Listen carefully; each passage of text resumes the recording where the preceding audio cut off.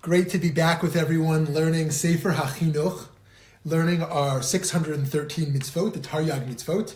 And yesterday we looked at our first mitzvah of Peru Urvu, to be fruitful and multiply. You can find that recording just below. And today we look at Parshat Lech Lecha, and the second mitzvah of the Torah, as counted here, the mitzvah of Brit Milah, of circumcision.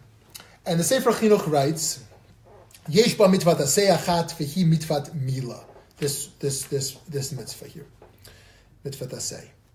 Shneimar zot brit hi asher tishmaru beinei uveinechem uvein zaracha achrecha himolachem kol zachar.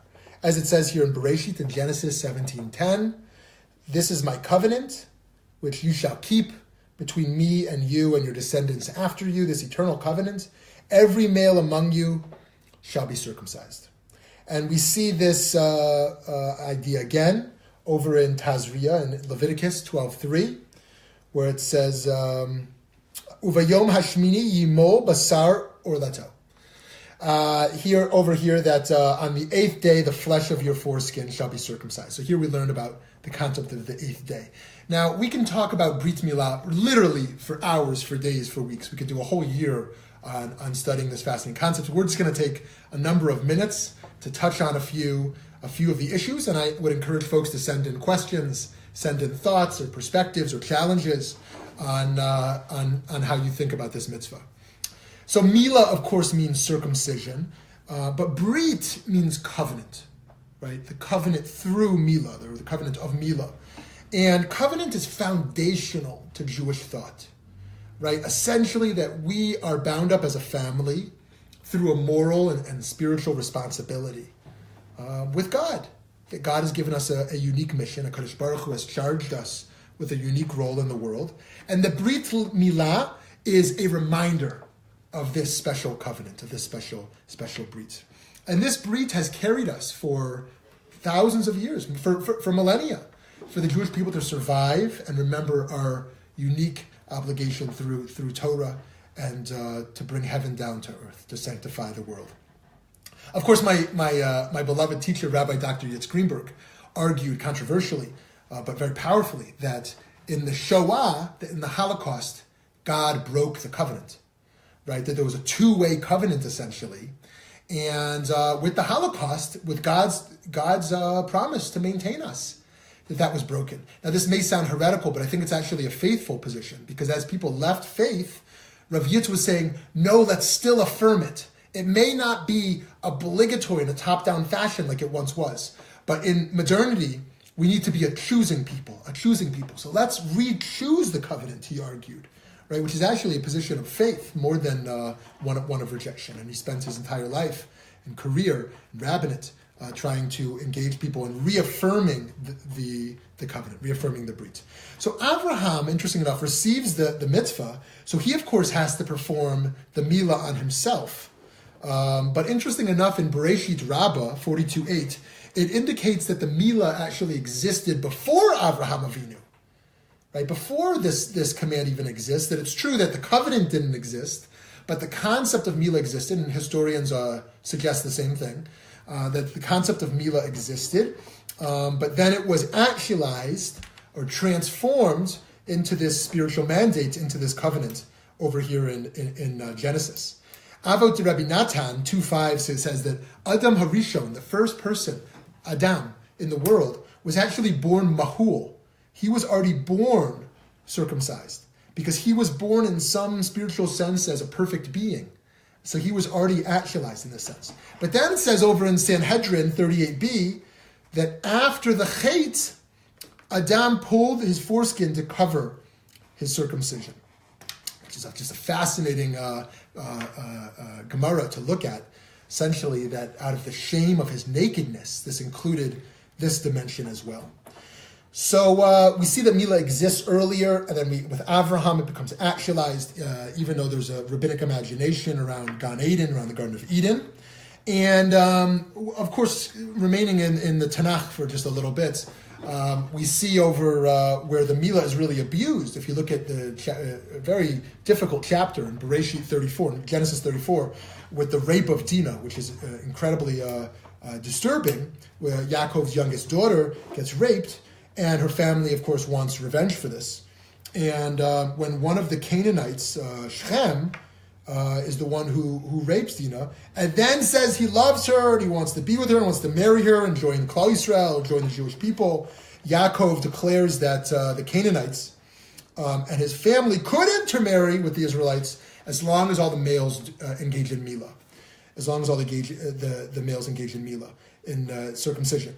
And while they are recovering from this Brit Milah, that's when Yaakov's sons massacre the inhabitants of this town of Shechem as they're recovering from their circumcision. So there we have this troubling. I see someone sent a question here already. Beautiful question. Okay, good. We'll come back to this question. So over there we see that this notion of Brit Milah is both necessary to enter Klal Yisrael. Of course, a man who is converting to the Jewish people requires circumcision. While a Jew who is not circumcised is, of course, still a Jew, the Brit Milah is crucial for covenantal purposes, but so they can still enter Klal Yisrael through birth, but through conversion, through Giur, of course, a man requires circumcision. So now what's quite fascinating and confusing, given the halachic importance of Brit Milah, is why does Moshe Rabbeinu, Moses, the greatest prophet in Jewish history, not perform it on his own son? In fact, it's Sipporah who does it for Gershom. Sipporah, Moshe Rabbeinu's wife, does it for Gershom, their son, which is actually interesting enough for the halacha that a woman may indeed be a mohelet.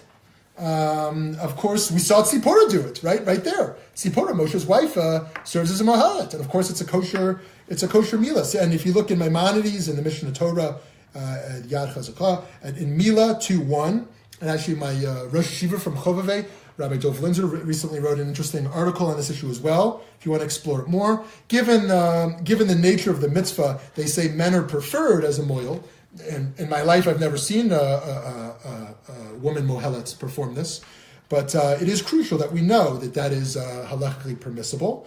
And of course, women are equally a part of the Brit, a part of the covenant. In fact, if you look in Deuteronomy, in Parshat Nitzavim, in Devarim, it says over there, if you look chapter 29, verses 10 to 12, your small children, your women, your proselyte who is in the midst of your camp, from the hewer of your wood to the drawer of your water, for you to pass into the covenant of Hashem your God, and into God's imprecation that Hashem your God seals with you today over there. So we see that entering this covenant together, the men and women are equally entering the Brit together.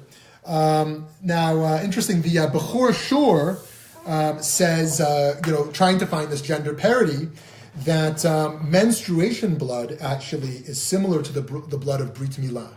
So just as the blood at Brit Milah, or the blood Hatafat Dam Brit at a Gior, at a conversion, represents covenantal blood, so too, and something very powerful to think about, to rethink about that biological cycle within a woman's body, that blood can be understood as covenantal blood, the Bechor Shor argues. And actually in the Talmud of Avodah Zarah 27a, they argue that women are considered as if they're already circumcised. It's not that they, biologically physically can't be circumcised, but they're considered as if they already are.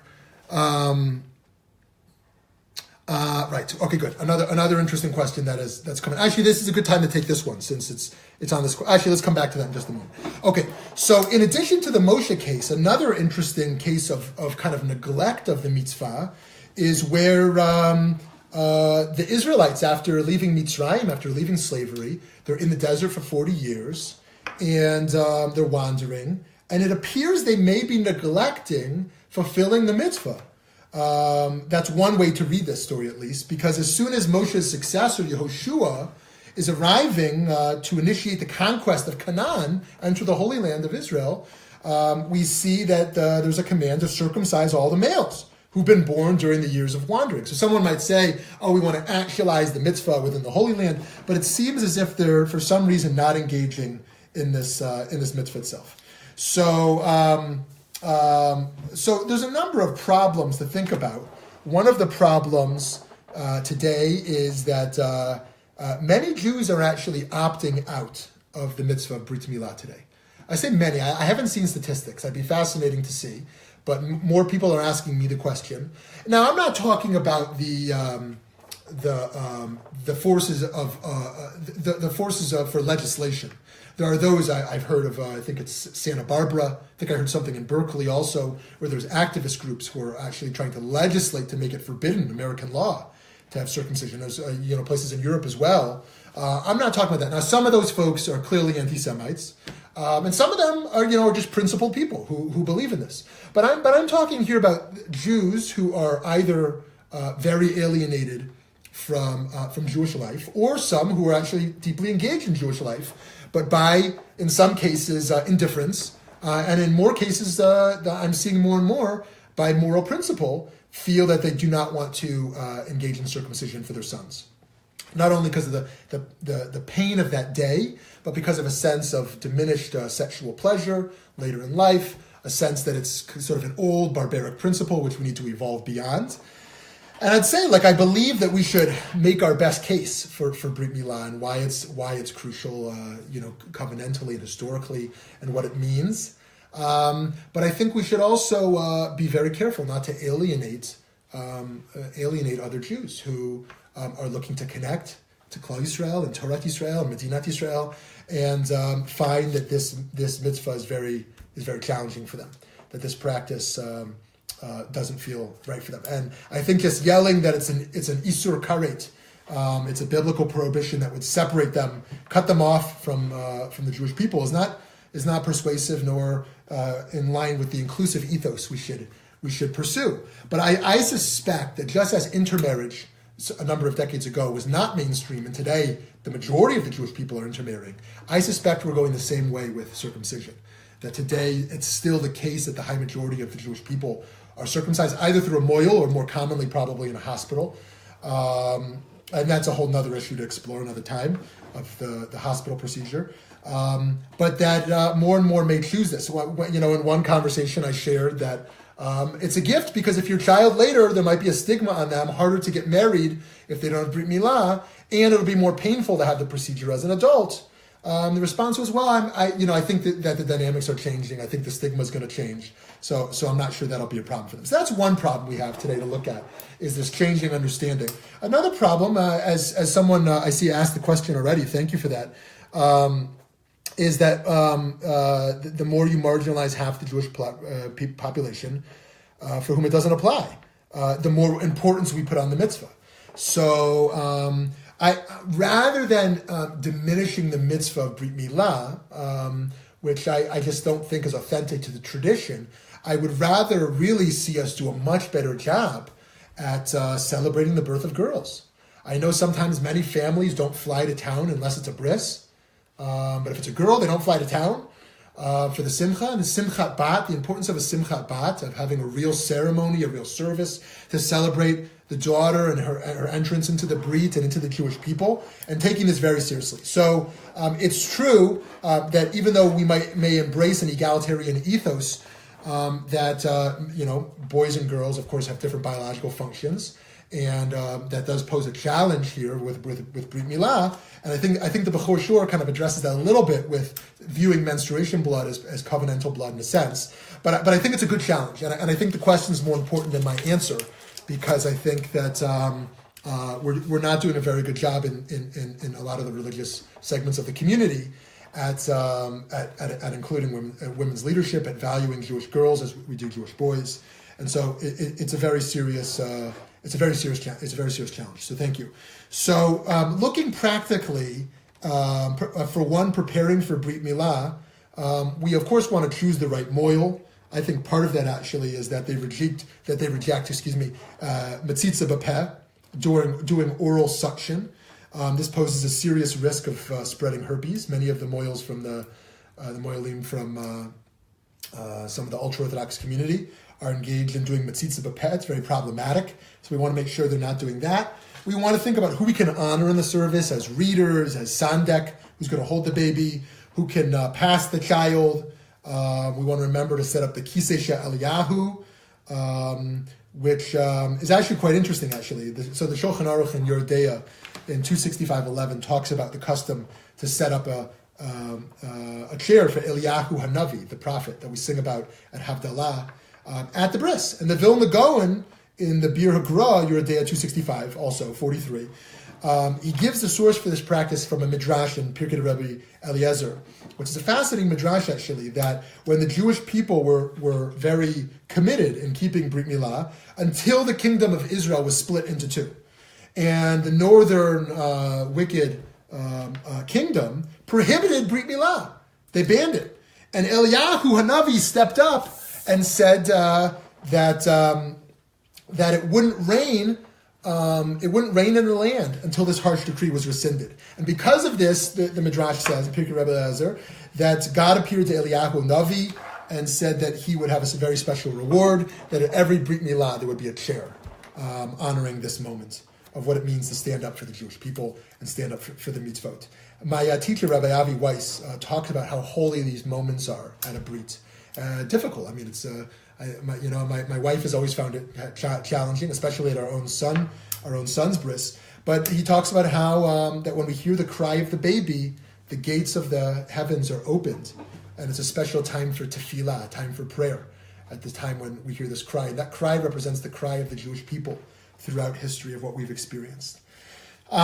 So we have after this whole service, very powerful service. We have the Sudat Brit Milah, the special meal, where the Tosfot explains that the Midrash says that if you engage in this Brit Milah, one is spared from Gehenna, from this hellish, fire-ish place. So, whether they mean that literally or figuratively in order to sort of raise the importance of sharing in the joyous moment of this baby boy entering into the Brit Milah. Now, there's a custom not to directly invite people to the bris. Because of the importance of attending there, that if one were to turn down the invitation, some of the commentators say they'll be excommunicated from God if they don't attend. So the custom is kind of to share the time and location of the bris. Or I've heard some say that you can invite people to the Sudat Mitzvah, to the meal, but not to the service itself. Various ways of dealing with this kind of thing. So. So someone brings up the Rambam here, so we'll come to in just a moment. So I think philosophically, what is this all about? What is this all about? And how important is this? And I just want to emphasize again that while I think the Brit Milah is very central to Jewish history and to the tradition, that I want to emphasize the importance of us being respectful and inclusive to those who don't choose to engage in this for principled reasons. I know that might sound like something radical I'm saying, but some rabbis may choose to make themselves available for a naming service that doesn't include a bris. I know I've never seen that within Orthodoxy. Presumably it's existing in other denominations. I know for some they would never consider doing that, they've shared. But philosophically, what is this all about? And we'll share a few views here, then we'll close. I'm still taking questions and thoughts as they come in.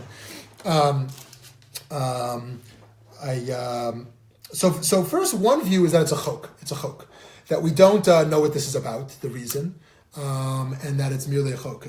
It's something that can't be understood. But the rabbis in general understand Milah as a form of kind of completing a male, whereas a female is born complete, but that a male in partnership with God, we learn that we have to bring tikkun to the world. In some apologetic ways, this is kind of explained to kind of differentiate men and women and their role in mitzvot. We don't have to go there. The Zohar says, fascinating, that only a man with Milah can fully connect with God. So we see this Kabbalistic idea that actually Brit Milah is not just a fulfillment of some irrational concept, but it actually in some way spiritually, theologically, brings us closer to Kadosh Baruch Hu. Rav Tzadok Cohen says that takes a negative approach as opposed to a positive approach, that we got Milah because of the first sin, right? As we saw over there, I think it was in Avodah Zarah, that the Gemara that Adam Rishon was born Mahul, that the first person was born already circumcised, but then he covers it up after, and so that we learn that the mitzvah actually emerges, actually not with Abraham, but really because of the first chait, because of the first sin. And because of our sinful nature, we must restrain ourselves. And so the Brit Milah here could be understood as a sign of male restraint, in a sense. Philo believes this is about making the Jewish male more spiritual, particularly by decreasing pride and even pleasure. So in fact, he would argue the fact that yes, if there is less sensation, less sexual pleasure that comes with a circumcision, that's actually part of the goal. And Rambam also thinks this is about taiva, that this is about reducing the male lust and pleasure. And in general, of course, he takes an ascetic approach to sexuality. But this doesn't have to be understood from an ascetic perspective. The Ramban, Nachmanides, says that this is about ot brit beinei uveinecham, about a sign of the covenant. That's what it should remind us, our connection to God. The Maharal emphasizes the permanence of the sign, that it's there permanently, it's kayama, and that it can't change.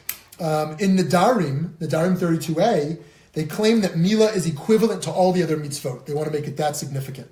It's equivalent to all the other mitzvot. And to the extent that they say that the world wouldn't exist without Milah. For some reason, they view this as incredibly central. Some view it just as a symbol of Jewish identity, as a way of kind of keeping us alive and different in a sense. The Shnei Luchot Habrit Rav Yeshayahu Halevi Horowitz, which I learned from Rav Hefter, in a radical way, gives an anthropocentric interpretation that it's actually the physical nature of man that is the sense that in which we're created b'tselem Elokim, in the image of God. And only through the body can God come to be comprehended, by understanding one's own body. Of course, women are also created b'tselem Elokim, and so through their body they come to understand. But what a powerful affirmation of body, to say that our body in some esoteric sense represents the body of God, kaviyachol. That the body is a vehicle towards reaching God. Okay, another question came in here. The covenant requires volition. How does one enter a covenant at 8 days old? That's a fascinating question from my friend Ilan. So I think the question is better than the answer. This is a deep philosophical question of what it means to affirm being a Jew. We know that if you convert a child at their bar bat mitzvah, they can reject it because it does require one's will, one's volition to enter in. And with covenants, there's a whole interesting back and forth Talmudically and philosophically around God forcing the covenant upon the Jews versus offering it. And that's beyond the scope of what we're doing now, but I hope in the comments section, those engaged in this philosophical question will weigh in of what it means to do this. You can say, in a sense, it's a gift to give it to a baby rather than an adult who would have to go through a much more major surgery, presumably more pain involved than a young baby. Then again, we never know the experience of a baby, and we should empathize with that as well.